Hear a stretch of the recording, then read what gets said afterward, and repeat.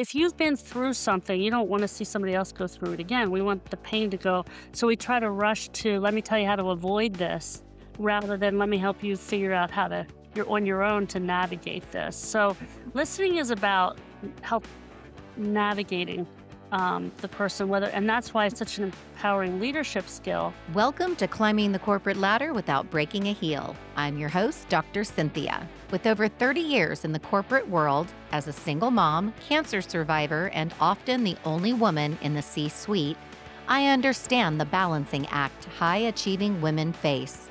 Now an executive coach and international speaker, my mission is to embolden every woman in the C-suite or on the rise to claim her agency and challenge the norms holding her back. Tailored for ambitious professional women, this show features candid conversations with powerful business leaders sharing their real stories of success and failure. If you're ready to look up and step up, you're in the right place. Join us and invest in your future today. Hello and welcome back to another episode of Climbing the Corporate Ladder Without Breaking a Heel. I'm your host and your coach, Dr. Cynthia. This is where we explore leadership, agency, and the discipline of direction so ambitious women can climb the corporate ladder without breaking a heel. Today's episode is about the leadership power of listening and why it may be the most overlooked capability in professional advancement. Before we dive in, let me introduce you to today's guest. My friend Christine Miles is the founder and CEO of The Listening Path and the best-selling author of What Is It Costing You Not to Listen? Her work focuses on the deceptively simple practice, what happens when leaders really listen. Christine has worked with organizations around the world and helps improve performance through intentional listening. Her research and methodology challenge traditional leadership assumptions that communication is mostly about speaking, when in reality, the best leaders are the best listeners. What I'm especially excited to explore is the conversation around how listening can actually become a strategic leadership advantage. Christine, welcome to the show. Well, thank you. That's a very nice introduction. I appreciate that. Absolutely. Super excited to have you. One of the things I always like to start with our guests is the origin story, because I think Yeah, it's so fascinating to understand why listening, what brought you here, share with yeah. us what led to this. Well, I often say I only had one lane to swim in, so to speak. So I wasn't strong in certain areas like math and science, and for good reason. I understand now because of some learning disabilities. But I grew up learning to listen differently and really shine a light on the story beneath the surface because I had a mom who suffered with mental illness, depression, anxiety, stemming from the loss of her mom. My Mm. grandmother was told not to have children by doctors, and she did it anyway. And within 3 months of giving birth to my mom, she died. So yeah, so my mom really believed her existence was the reason for her mom not being here, and what I saw over and over was when my mom tried to explain what it was like to grow up without a mom, people would rush in with all this, "Hey, look at all the wonderful things in your life," kind of story. Yeah. And I saw the pain and how it got worse when um, when people did that, as we all Hmm. have experienced. I mean, think about it. Last time, I mean, somebody rushes in, "Hey, look at all the wonderful things." You're like, "Hold Right. on a second, but I'm still in the struggle." That's right. Yeah. Yeah. So that's when I started to see the gap between listening, what is said and what is understood. And then was overachieving as early as high school. I was starting to get language to it. It wasn't the fastest or the strongest athlete, but I could read the game. I could influence myself and my teammates. And then I started my career as a home-based family therapist at 22. I got that job because I had a psychology degree, but I had something else that was notable, and that was the skill. And then I was in a car accident myself when I was 28. So I was playing competitive field hockey, trying out for the US team, hit by a driver who was passed out at the wheel of his Ugh. car on the way to work. And I had 3 years of chronic pain that went acute. And what happened really was I looked just like my mother, fine, but everything wasn't because most of the time I looked, it was invisible, just like my mother's Hmm. pain. So history has a way of repeating itself. And And so I finally put language around what I watched with my mom, like why people are missing, why there's this gap, this listening gap Yeah. between what's said and what is understood. And then I went, oh, this needs to be fixed because people are told, not taught, and it's not their fault that they're failing, whether it's in leadership or in relationships or as parents or whatever. And it's because we haven't been taught a simple way to listen so we understand. Yeah. Gosh, thank you for sharing that. It reminds me, I was talking to a good friend of mine who many, many years ago had a tragic situation where this individual hit somebody Mm, and was having, had to has had to live with that. And one of the things this person said to me is that they got so tired of people immediately saying, "Gosh, that could have happened to any of us. That could have yeah, happened to right. me." Yeah. And the point of frustration of, "But it didn't." But it didn't happen to Yeah. you. It happened to Yeah. me. And, um, We and just yeah, want to fix it. We want to rush in to fix it, to give a silver lining, to make it better. yeah. And I always, it's kind of like this. We want to hear how the story ended before we actually listen to how it began. Mm. Yeah, People, yeah. first thing people ask me is, "You're okay now, right?" Well, I kid you not, hundreds of thousands of dollars have gone into this body through PRP, stem cell, physical therapy, you name it, standing on my head in the corner to get to where I am today. And with a pretty, like, again, we all have an invisible story under the surface. Mine just happens to be that I had a cervical spine injury, and it wasn't the time I had the treatment. All they did was fuse you back then. So Mm, yeah, so yeah, I really appreciate that's so hard when people want to just rush in. And that's what I saw with my mom. I remember sitting in like doctor's offices or when she would go to the little work gym and just that was the rush. Yeah. yeah. What's not to jump to the punchline, but what is the central ta tool or task, or how do people? What is the first thing that people need to do to keep themselves from jumping to because I think Trafficking. it comes to compassion, right? I think people think of it's coming from a good place or discomfort, right? We They're can not comfortable with the topic, the so same thing. therefore yeah. Compassion can also make you want to not feel like want to get rid of that pain because empathy can be Right, painful. right. Yeah. Um, So, so what's the central way to do that? Well, I think you can't fix a problem you don't know you have.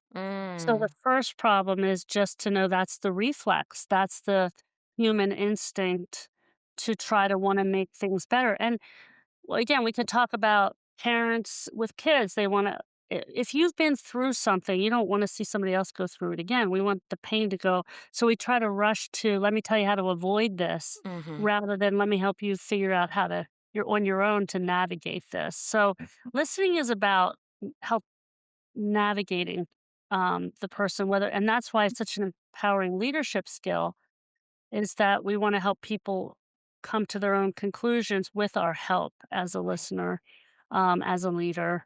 And so it's just switching the paradigm that rather than rushing to telling, we start rushing to listening. Yeah. Which on the surface sounds logical. Yeah, It yeah, sounds kind of simple. The first thing I'm doing, of course, is I'm internalizing as you're talking, and I'm thinking about my daughter is going through some, life changes. sure. She's divorced, and she's starting to get, she's in a new relationship, and of course, I want, have all these ideas about what Of she should and course. shouldn't be doing. and and of course what I want to say is, and what about this and what about that and so on Right. and so forth. And just listening to you, I felt a little convicted about um yeah, instead of saying let's how are you thinking about this, and listening to her thought process and letting her shape. Hmm. um my tendency is to want back to your earlier point, I want to help her avoid all the things that I already know are going to happen, Of right? course. Because Because you they don't, happen to me.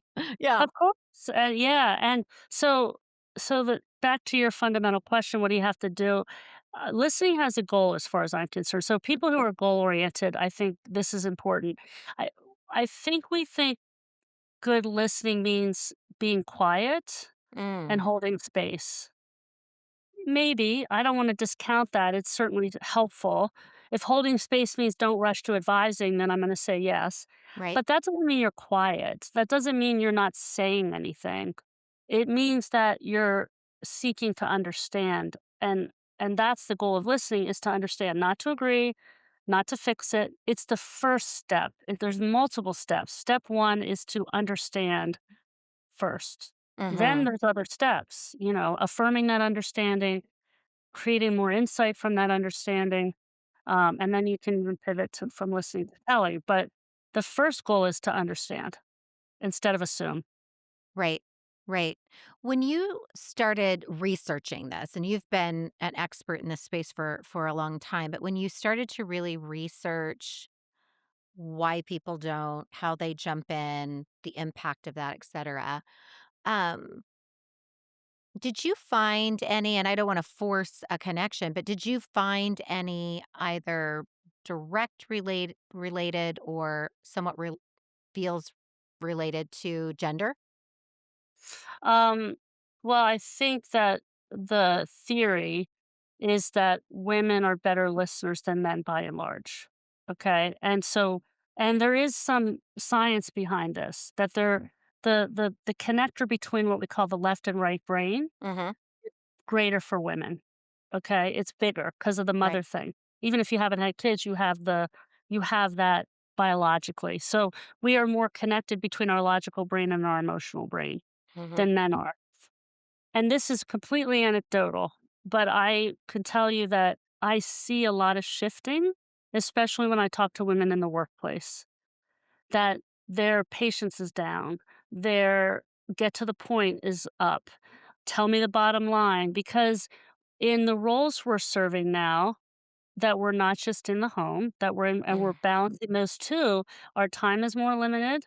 We are we have to get to the bottom line. We have to get to the results. And so more women are jumping into this, like stereotypically men would have been perceived. Mhm. Men are, I think, historically fixers, hunter gatherers, Right. fixers, right? Right. Women but those roles and norms are changing. So that's part of what I see happening. And it's hard to be patient in this digital world. It's really hard to wait for people. If you tell somebody to listen, get to just wait until they get to the point. I don't know. But it's so funny. People say to me, "You're so patient," and it's like you don't understand. I'm not. I'm highly impatient. I just know how to get somebody to there faster. Right. And so that's part of this is an efficiency skill. For leaders, this is so important because if you think that if you just have to let somebody talk in your office, the word venting, you're in the wrong paradigm. It's how you guide the person to tell your story in a way that you can understand quickly so that you can get to the next thing faster. Otherwise, it just roams all over the place and that's hard for a lot of people to deal with. Sure. So does that get back to your point about isn't just being quiet and holding space. Mm. It No. is actively participating by asking questions, by seeking to understand, by Yeah. so is it in the questioning that you sort of guide the person to maybe stay on track, to stay to the Yeah. point? Yeah. Yeah. Yeah. Let's talk about, like, active listening because that's what most people think about when they Right. think about good listening, and for good reason, but I don't know if you know this, but active listening was back in the 1950s, it was developed for therapeutic contexts. Even though it had a broader application that was intended, it's for therapy is where it was created, and so, um it's complicated. It's brilliant, but it's complicated. Mhm. There's 11 behaviors: withhold judgment, ask good questions, blah, blah, blah. Like, it's 11 things that you're supposed to be doing, which is hard. It's hard to do 2 things at the same time, right? Sure. If you try to pat and slap Yeah. your at the same time. So, it's turned into a checklist of performance. Make eye contact, look at the person in the eye, put the phone away now. That's a big one. Just give somebody your thoughtful attention. To me, these are very rudimentary behaviors that just show respect and give you a shot at being able to listen. Right. And again, that's not what active listening was intended. but because it's so complicated, that's all people know how to do. Mhm. And even asking the questions, like figuring out which questions to ask is really complicated, right? Right. You're doing that Right. now. You're trying to figure out what's the next best question. Your brain's going, Right. blah, blah, blah, right? So Right. it's really hard to listen when you have to think about all the things you have to ask. Yeah. And journalists, therapists, and negotiators know this very well. So yes, it's about asking questions, but how about if we just make the questioning a lot simpler? And I've reduced it to 6. Okay. So, and it is to keep the listener oriented because this people are terrible at telling their own story, right? People are terrible at talking. Absolutely. Yeah. They don't tell things in an order. Like if I said, Cynthia, what movie did you see last? You're going to have trouble telling me that in order, right? That's From right. scene to scene, from beginning to end, because we don't organize things that way. And even though you watched it in order, Right. the same is true in our lives. I come home from work, I had a bad day. I start to tell you, where am I starting? What's going on? You have to figure all that out, don't you? Right. As Right. the Right. listener. Connect it all. Correct. And so we don't have a consistent way to do that. So here's the consistent way to do that. And I call it the compass because it points you towards the story that matters most. And that's the one underneath the surface. Hmm. So here are the only 6 questions you need. Take me back to the beginning. Then what happened? How did that make you feel? Tell me more. Hmm. And I know some people are listening, oh, well, that's not a question. Well, it sort of is. It's another tell me more and Yeah. imperceptible. Right. And then it sounds like you felt, and then you fill in the blank. Right. So I've tested this thousands of times with it, with students to business leaders, cultures, contexts, you name it. Every time people stick to these 5, they get the real story underneath. Right. Right. We I have overcomplicated questioning. I love it. And it reminds me of, so as a board certified coach, we have to go through, right, Yeah, a lot of that work, and it's probably somewhat loosely related to active listening of the 50s, right? The sure, clinical side, because the whole point is you are not solving, you are not advising, you are asking questions to help the individual sort of get beneath the thing. sure, and find out And for themselves. yeah, and find their way through it. And sometimes when you say it back, it sounds like you felt angry, Yeah, frustrated, joyful, what have you. That can be an aha for the person that's like, "Huh, yeah, I guess I did feel yeah. really good about that," or "That did really suck," or whatever it might be. You're bringing it to the surface, That's right? right. That's Yeah. right.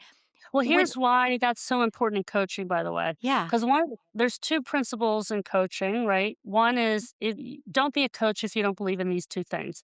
One is the competence of others, Mhm. right? If you don't believe that, don't be a coach. I would also say don't be a leader Right. if you Right. don't believe, because Right. leaders are cool.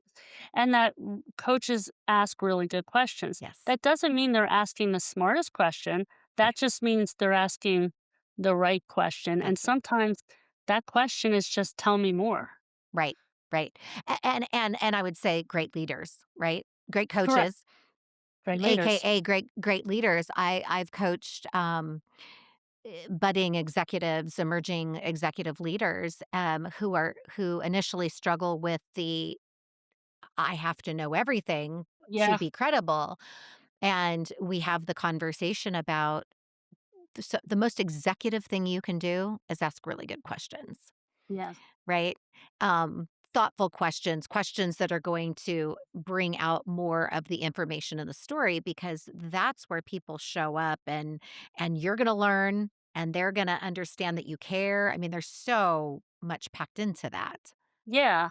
Yeah. And so we think about what smart questions are, and they can be very leading. They can be Yeah. very off point. And so I would say that if you let's take me back to the beginning, right? Mhm. There's lots of ways to ask about the beginning.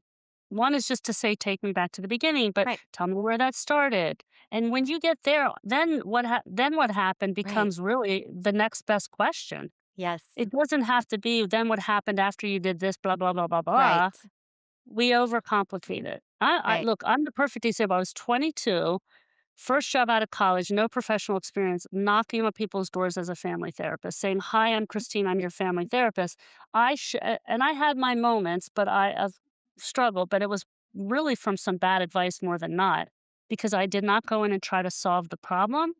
I went in to listen to understand Mm, because that's all I knew how to do. Not right. because I was a hero. I didn't know anything else.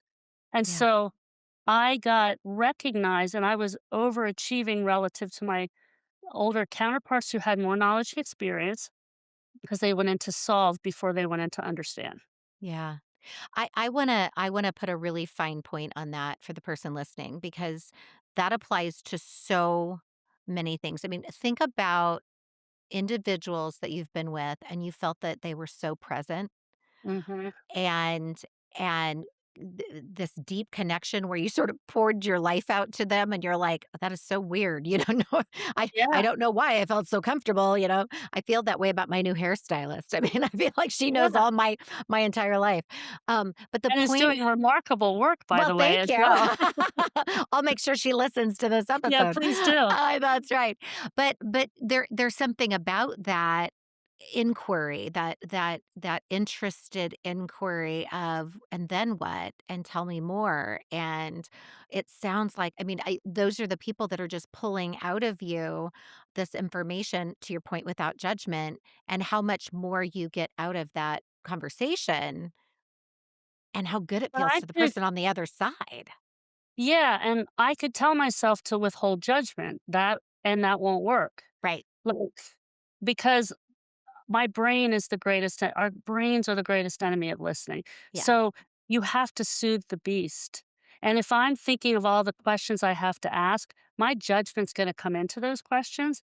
But Hmm. say so I'll give you an example. I had a CEO years ago say to me, I would help him do executive interviews, and he said, "Just have lunch with this person and really get to know them," because he liked the candidate. And I was talking to this woman and we're just yucking it up. And she tells me that she killed somebody, motor vehicle accident. Mm. And I didn't go, what the, I Right. said, tell me more. Right. And I got the whole story from her. Right. And then I was able to say, it was, first of all, it was a tragic accident. She pulled out with a horse trailer. If there was more to the story, Right. but my mind could have been like, "Well, well, maybe she was drunk, or maybe she was this, or maybe I didn't Right. go there. I just said, "Tell me more." So anyway, I went to the CEO and said, here's the story." And he said, "I'm not gonna hire her." And I said, "Well, why? It wasn't her fault." He said, "Well, I just would never share that on on a first interview." And I thought, that's a fair point. That maybe is an over Right. like, no to hold that back. I just happened to get her in a spot where she was really talked a lot because I listened well. So that's where you can find out more. So rather than saying, "Oh, don't judge that," I just want, Yeah. tell me more. Yeah. Good. Really, really good point. And I'm sitting in that a little bit right now because my kids would be the first to tell you that I can be a little judgy. So I'm I'm just generally more in, they would say, about them than just Sure, people in general. So, sure. but yeah, I mean, aren't we all to a point, and that Well, it's our idea. brain. It's our That's brains right. that overdrive. Now, you're also a coach, and I suspect, and that you're not with clients going, "Oh, I can't believe they did that." No. You're like exploring. Yes. So here's where knowledge and experience are an enemy of listening. The more you know, and the closer I call it a Mhm. closeness bias. The more you know someone, the more you know, the less curious you become, and the more apt you are to judge and or to solve. I joke. I live near the city of Philadelphia. I don't go to the Liberty Bell anymore. Like, I've seen the bell, I've seen the crack, I know the story. But if I were visiting from out of town, that would be a site I'd probably want to see because it's Yeah. historic and interesting. So the more we know something, the less curious we become. Yeah, that is profound. And that's where then sticking to the 6 question framework sort of gives you the guide to trick your brain if you Super. must, right? Yeah. Yeah. And give the person the opportunity to really explore that topic. When we think about, the majority of our listeners are women, and how is listening a superpower? Even for those that we say potentially, because we have this greater connection between right brain, left Yeah. brain. So in theory, we have capacity to be good listeners. I suspect still, um, our own judgment gets in the way, Sure. or we're passive listeners, that we're Mm, just listening to yeah, be sort of a shoulder, or, whatever it might be. How can the women listening listen? How can they use listening as a superpower in their own leadership and their growth? yeah. So I think that's a good question. Let me just say something about those what I call the compass questions because they keep Mhm. you oriented. Those questions aren't new. They're not novel. What's different is the discipline of only using those 6. Yeah, that Okay, makes sense. so that's it's a recipe. It's a recipe for success. So can you ask other questions? And actually we teach other questions eventually how to ask specific ones. But most of the time by the time we get there, like I had a team member at SAP from the chief customer office when we trained them on this. He said, "Why do we have to add more questions? These work just fine." Like Yeah, that's not that because he had gotten really disciplined at how to do this and how yeah. that leads to more. So that's the discipline. So here's how to translate this for the corporate meeting room. Uh, it isn't passive because you guide people, Mhm, but rather than just being the conciliatory listener and bringing people together, this is how you bring ideas together. So most people think they're done listening once they've heard it, once mm, they get it. That's actually a big, big, big, big miss, the biggest myth, because listening is really then about the next step is getting it, getting the story, then it's about communicating what you heard and understand. And so, I'm very extroverted individual. People would think that I'm be the first to speak up in the room. It's not really the case. What I do is I listen, use that compass, and then ultimately communicate all the ideas and different perspectives that I've heard come together and bring that into a thought process that communicates understanding first. mhm. And then suddenly you become the most influential person in the room because you're communicating the ideas and understanding of what everything else was said. And when you can bring that together in a way that's clear and shows that understanding, now I'm earning trust, I'm earning respect, I'm earning credibility. And Right. that's how it becomes a superpower, not just to stay passive. It's not about staying passive. Yeah. Yeah. 2 things leapt to my mind as you were talking about that. Um, One is, you mentioned being an extrovert. One is, what a powerful tool for both introverts and extroverts. Yeah, I can see where, for the person that maybe is more extroverted and has more of a tendency to chime in, to interrupt, to, that sort of thing. I can be guilty of that at times. But also for the person listening that is more naturally introverted, that um, isn't as comfortable holding the floor. What a beautiful way to get somebody else talking and sure. feeling, right? And feeling Yeah, invested in, and taking the pressure off you. And I will say, I always call myself a competent extrovert because, meeting new people in social settings isn't my favorite thing. yeah. Well, no, But if I can get them talking, and so I sure. don't have to be answering all the questions, then I love that. I'm like, these six questions are a beautiful way to get the other person, and I'm Yeah, fascinated by people, so I would love to hear sure, their story sure, and take sure. the pressure off me. Yeah. So it's the solution for the introvert and the extrovert is the same. Yeah, So here's what I so introverts can notoriously be better listeners from the passive standpoint because they'll yes, sit and be quiet. right. But then they get lost in the room because they don't speak up. That's The right, extrovert can speak up, but tends to do more telling than listening. Different problem, right? right, Same problem because you get marginalized. right. The solution's the same. When you talk, communicate what you understand, show what Yeah, you understand. If you're I told this story in my book that I had a senior leader, he hired this was a decade ago, hired a new, salesperson. He was very excited. He really needed some talent. This guy was a professional soccer player. He walked in the room, he knew how to capture people's attention. I had been there doing some work and and people knew who I was, and he saw that I had some influence walking through the corridor, the new sales guy. And I was in the office with the VP, and this guy came in and knocked on the door and said, "Hey, I'm so and so. I just want to introduce myself." And the VP was so proud, like just so proud of this guy because he took the initiative, came in, introduced himself. He left the room, and I looked at the VP and I said, "That guy's going to struggle." Well, you would have thought I hit him and punched him in the gut. Like Yeah. you would have. He was like, "Struggle? What do you mean, Miles? He's gonna be great. He's fantastic." I go, I will say I will write on a piece of paper, "Christine Miles is full of shit," and I will if I'm wrong, but that in 3 months you're not telling me that this is a problem. And he's like, "Are you serious?" So we made a bet, and I wrote it on a piece of paper. And so why did I said he didn't have any curiosity. He Yeah. came in, he made a big splash with me, shook hands, was very gregarious, made a good first impression, but he asked nothing of me. And I said, "That's what's gonna happen with the customers," and that's exactly what happened with the customers. So Wow. that's an extroverted it's step 1 is to get someone's attention. I was with, surgical sales reps, and I was in, I think I was in the Westin in, like, Miami, Florida, and I walked into this meeting, and I'm like, the most beautiful salespeople I ever saw. They called them orthopedic surgeons, right? Spinal surgeons. And I go, "What are they doing as your sales? They should be on men and women on Yeah. GQ." And he's like, "Oh, they'll get in the OR. They'll get in there.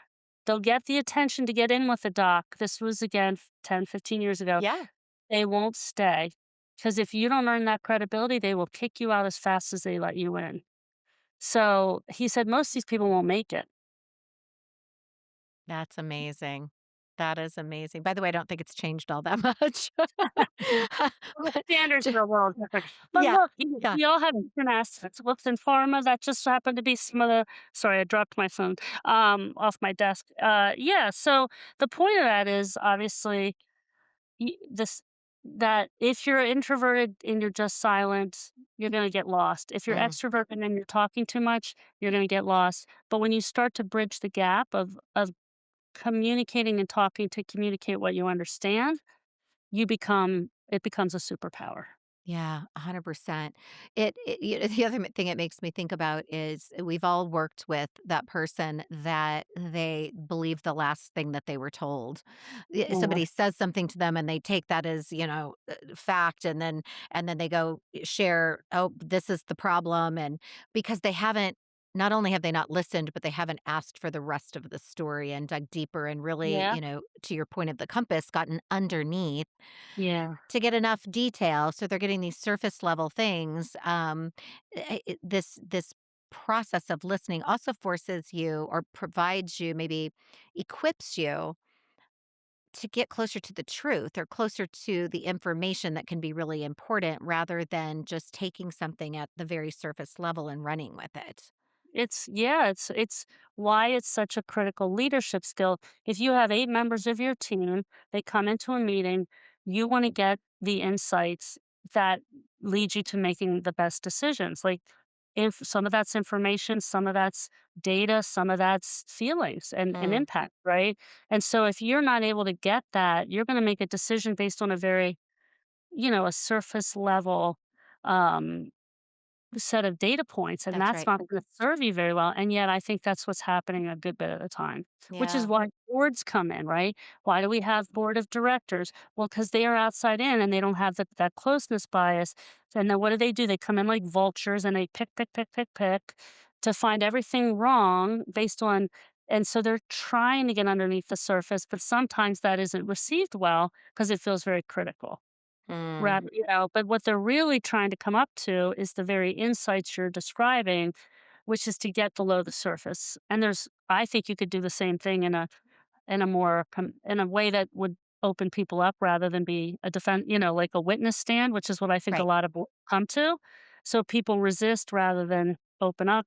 Everything's a negotiation. A meeting's a negotiation. A board meeting's a negotiation. And if you want to be the most successful, approach it like great negotiators do, which is to get people to relax, to share the most that they will possibly share so that you can come to the insights. That's right, and then be careful of not oversharing. Gotta Well, be maybe careful when Christine's doing the interview. maybe for a job interview. Like I said, Maybe for a job interview. I didn't necessarily have a problem with the fact that she had shared that, but I can Yeah, appreciate the CEO's caution yeah, on the first, and the general counsel also said maybe not until we get to know you a little bit better. Like you shared too much on a first date. yeah, yeah, exactly. I would say though, but it's because you have this magical superpower that she didn't have a Well, chance. Well, I'm just saying, I appreciate, here's what I learned, and it took a while, is that a lot of people think what I'm doing is magical. I'm just an Olympic athlete at it because I've been Mm, doing it most of my life. And so, what I learned is that that people attributed it to me and it being magic. I'm actually using every tool that we teach to anybody can do this. I'm just going to do it at a speed that you're not used to because right, I've been so practiced at it. And yeah, that's why any skill building takes practice and training. And this is one of my biggest pet peeves is that we're just expecting people to know how to do this and do it well because they have two ears and one mouth right. rather than the commitment of training and practice to build the skill so we can all be better at it. Yeah, absolutely, because it may not be intuitive. No. And to your point, we tell people to do it. We don't teach them how to do it. We Yeah. and then we grow frustrated. You know, Yeah. I want to take this internal for a moment and get your thoughts on how this could be framed from a listening to yourself perspective for a minute. So I've been rolling out. I'm really passionate about some new thought leadership around stop drifting, and I believe that people um, drift in one or more areas of the most important areas of our health, right? Whether it's our physiological, mental, physical, whether it's our people, our community, financial, etc. Um, and oftentimes, high performers will drift in one or two other areas because they hyper focus in one, and so it ignores relationships or it Sure. ignores something else.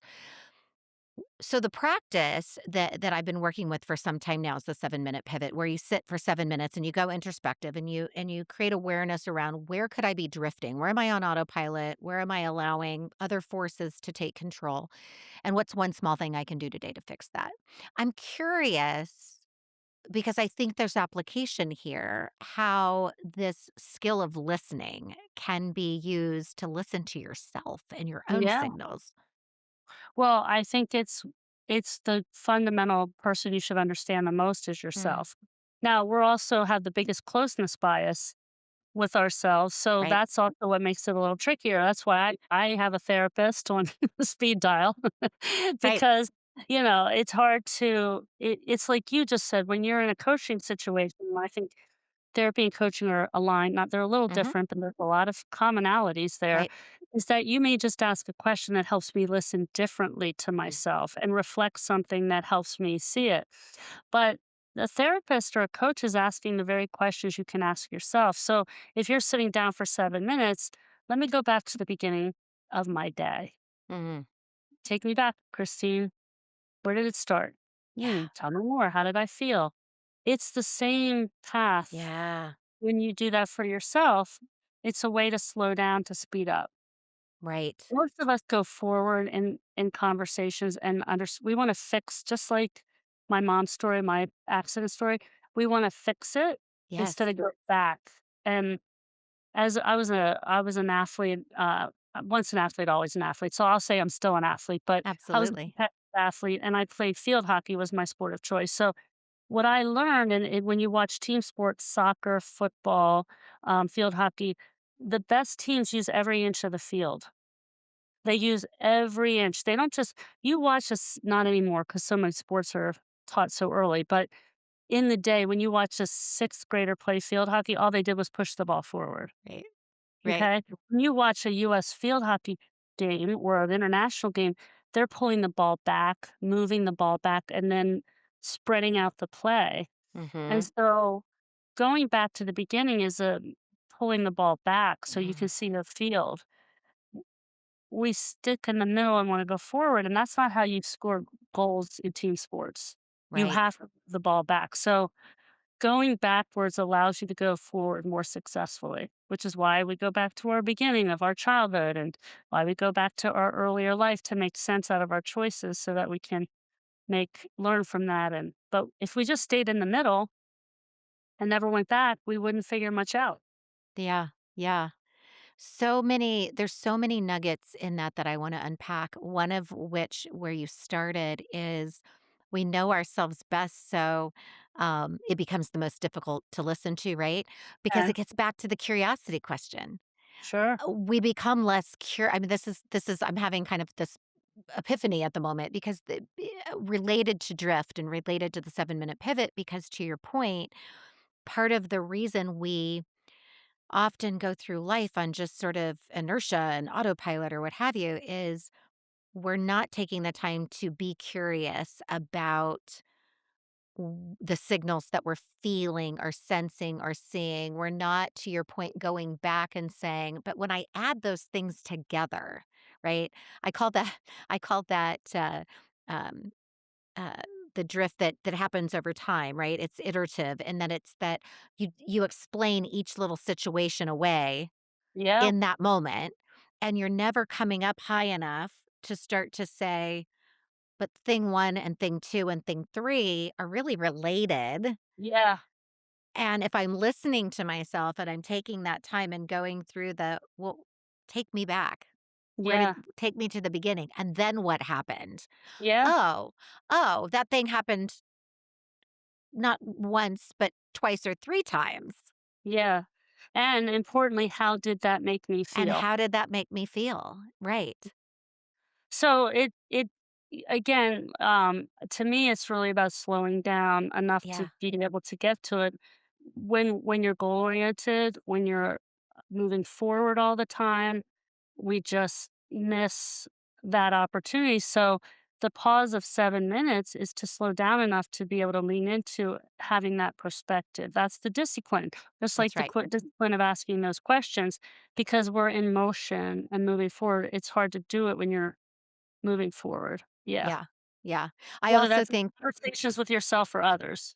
yeah, yeah. I also think it helps the person that wants to avoid that pain or that reality. Yeah. It's like, it's only 7 minutes. You can do anything for 7 minutes, right? Yeah. So the Yeah. timer's gonna go off and you get to be done. Yeah. Or the person that languishes in Yeah. the mess, Yeah. you kinda have 7 minutes and then you have to pick an action and move on. You don't get to just stay there and, Well, again, mire in it. it's the discipline of building that muscle, instead of expecting it to happen reflexively, which it just doesn't. Mhm. Like, I always I always say that I use athletic analogies. This is true with music or whatever, but anyone that's making something look easy means that they have spent an inordinate amount of time making to make it look easy. And so when somebody goes, "You got all your shit together," it's like, Yeah, yeah, I'm probably working pretty hard at keeping all my shit together. Like, right. otherwise you'll see the cracks. It's Yeah, like if it looks easy and effortless, it's probably because I'm putting a lot of effort into yeah, that. yeah. These ducks don't stay in a row by themselves. Yeah, yeah, I'm and like shuffling ducks all day long. yeah, I mean, I'm bad at a lot of things, but listen, like I said, it's just because it's not something I have to think about and Right. do. Now, if I'm in a closer situation in my own personal relationships and I still have emotions, I really have to think a little bit harder, but most of the time that's not where I am. But that's true with whatever you're practiced at. Yeah. I picked up tennis because I could finally do that physically. I can hit a ball really well, but that was not the case with tennis. I had to learn how to bring my elbow up and put my hand down and yeah, repetition and Yeah. discipline. It's that muscle memory, and what I love about your framework and the 6 questions is that having that and muscle memory around that, it's not overly complicated. It follows the flow of a natural conversation. It trains you to sort of stay on track. I like the idea too about you don't have to add in other questions. Frankly, if you're adding in other questions on your own initiative, they're probably leading or they're probably biased, right? Right. Because Yeah. I can see like, and you thought that was a good idea. Why? Right. Right. Well, that's how we, even if we don't mean to judge, we judge. Let me label the other tools so that your listeners Please. can really make that a Absolutely. big part. So compass is the questions, and then I talked about communicating what you understand. I Right. call that the flashlight, shining a light on the story that you heard. So this is how most people communicate understanding. It's 2 words, "I understand." Yeah. And I'm like, "No, no, no, no. I'll tell you if you understand, not Right. you won't tell me." It's like this to me, if somebody says, "I have a funny story to tell you," I'm like, "I'll be the judge of that." Exactly. Maybe your story's funny, maybe it isn't, but you don't get to tell me. I'll Right. tell you because it's in the eye of the beholder, isn't it? There you go. Yeah. So when I say shining light, I mean not just a word or a sentence. I mean summarizing briefly the whole story back Hmm. from the beginning to end. That's how you flashlight understanding. So if let's take that into business. I'm in a meeting.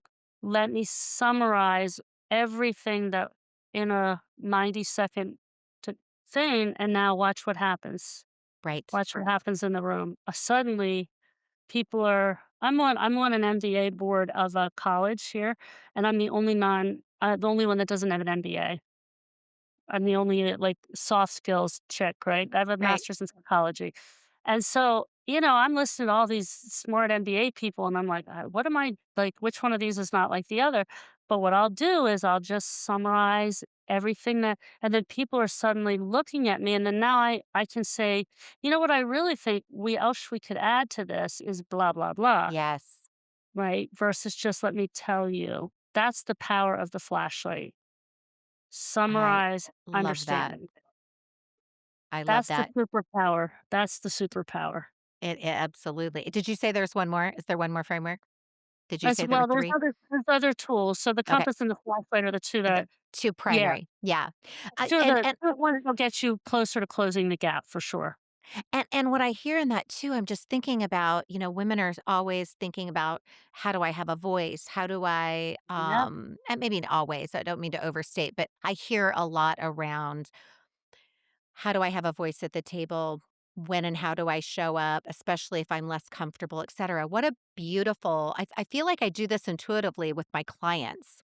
Yeah. Um, because I'll get a lot of information. It's usually in an industry that I haven't, necessarily worked in. So I'm Right. listening intently, and then I'll say, Let me stay back what I heard There you to go. make sure I'm tracking and, Yeah. obviously edit, and then I share back. And you do see them light up like, wow, we just talked for 45 minutes and you got all of that and we're able to summarize it. We could have made this meeting a lot. I mean, they're very impressed. And it's it's really Well, not that I'm it's that also impressive. Yeah. it's also how people feel seen. Yes. It isn't that is impressive because most people struggle to do it because they're not, but it's also the most powerful story you can tell someone is their own. When Yeah. you tell someone their own story, it's like, wow, you see me, you Mhm. understand us. That's powerful. So you become memorable for seeing them than they see you. It's the Yeah. opposite. It's like pulling the ball back. It's counterintuitive to what we think will actually work. What we think will work is if I'm the shiny object that comes in the room, like the soccer player, and says, "Look, it's great to meet you." You make Yeah. an impression, but you're not memorable unless you help me feel a certain way about That's me, right. because we're That's exactly selfish right. as humans. Absolutely. I used to say, and I'll say this again, when I worked at Mercy, Catholic Healthcare, the sisters, I've never been more taken by their presence. They could come up to you, any one of the sisters. Yeah. They could come up to you in a room full of people and they are with you and they're having a conversation and you feel like you are the only person in the room. It's powerful. And then they remember, they'll Yeah. say, "Oh, how's Jake doing in school?" This was years ago, but that always stuck with me of that is something I aspire Mhm. is to leave people feeling so seen Yeah. and as though they were significant, in that moment. It's And a this power. It's experience. so powerful. I want to summarize just a couple of things, and then our time is flying by. I want to take you to kind of the last question I like to ask all of our guests. But Christine, this is incredible. What I love about all of it is it's so practical. It is teachable. Um, I mean, I would think for the neurodivergent person, for Yeah. the right, everybody in between that for any reason struggles with, I don't feel comfortable speaking up, or I am a constant interrupter, or my mind is, on a thousand things, I can't stay connected.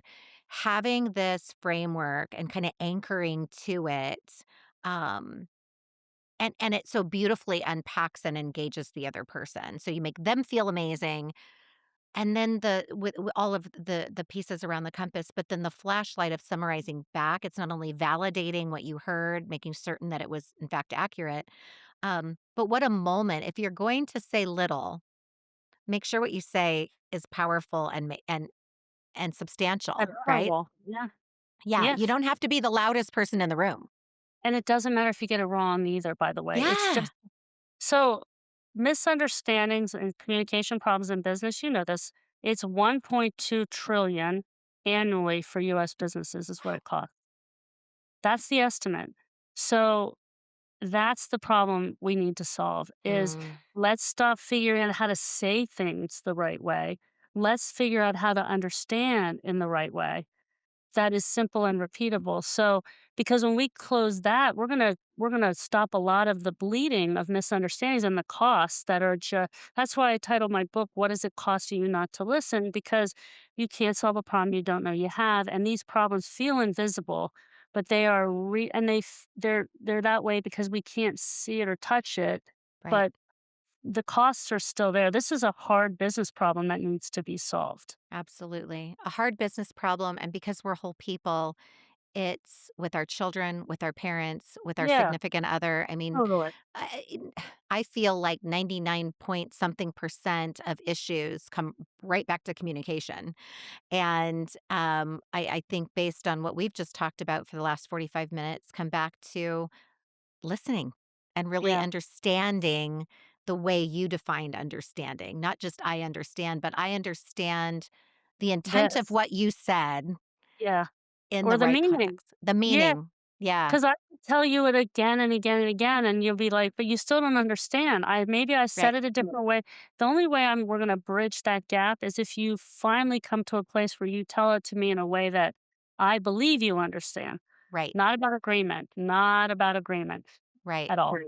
Yeah, good point. It's not about listening means that you've reached a point where you agree with the other person. It's that you heard them and understand their meaning, whether you agree with it or not. Yeah, Somebody could tell me, and I know I told a story about somebody who had killed somebody accidentally, but somebody could tell me that they had killed another human being, and I could listen and I could tell back why they did that, how what they felt, what it meant, and be vilely against it, sure. and still communicate what I understand. Right, right. Yeah, It doesn't excellent have to point. be appealing. It has to, it's the process of creating the bridge. Yeah. Yeah. Takes me back when we had our pre-call. It's been months ago now, but I remember we got into some really personal. I'm reflecting, like, we got on some really personal stuff. I didn't know all the tricks you had up your sleeve back then. I think I was talking about all kinds of stuff. Yeah, well, I mean, and I It's care. amazing. I Yeah. genuinely most of the Yeah. time. By the way, don't do this on a plane if you're sitting next to somebody. Right. Don't be unless you wanna engage, don't do it, Right. because I mean, I tell a story in my book where when I was dating, I was like, "I got a lot of second dates," and I was like, "I'm fabulous." And I went, "Oh, they don't even know me. It's Yeah. because I'm making them feel this way." So I Right. started talking more and got less second dates. Noted. Seriously, I mean, it's Yeah. because it's the power of how but again, from a business perspective, this is about coming to insight. It's also about how you want your employees to feel, your customers to feel, but it's also to get there more efficiently and with less drain on resources and with more fun and more impact. Yeah. I think we often, so many things in life we think are going to slow us down. But when we take the time to really do it right, it actually speeds things up and Yeah. saves us a lot of cost, heartache, inefficiency, etc. Yeah. Christine, last question for the person listening. What is Yeah. one small thing you would invite the woman listening to do today with Hmm. intention? With intention. Well, I would ask yourself, your kids, or your partner to ask them how they feel. It's a question that we don't ask as often as we think we do, and Yeah, I think it needs to be asked more. yeah, It will spark a different relationship in business and at home. yeah. How do you feel? It's How very that make you different than how are you? Fine. But very how did that make you feel? That's a much deeper, authentic, and question that invites connection. connection. Absolutely. This was Yeah. amazing. Christine, thank you. Thank you so much. I love this conversation. For those of you tuning in, take away these amazing tools. Be sure to pick up a copy of Christine's book. We're going to have all of her information in the show notes so that you can reach out to her, get more information and insights. You can also go to her website, which is in linked below in the show notes as well. When we listen with intention, we create space for clarity, trust, and better decision making. And whether that's with another person or even with yourself, the discipline of direction, stop the drift, start within. Your own awareness is a great place to start listening first. Until next time, you've got this. Congratulations on choosing to invest in yourself. I know your time is precious. Thank you for spending it here with me. I believe in helping you look up, step forward, and fully realizing your potential. If today's conversation resonated, I'd be so grateful if you'd rate and comment on Apple, Spotify, or wherever you listen. And if you know someone who would benefit, please share this episode with them. Let's stay connected. Visit me at dr-cynthia.com, and you can find me on all the socials at Dr. Cynthia Bentzen-Mercer. Until next time, remember, boldly start working on your future today.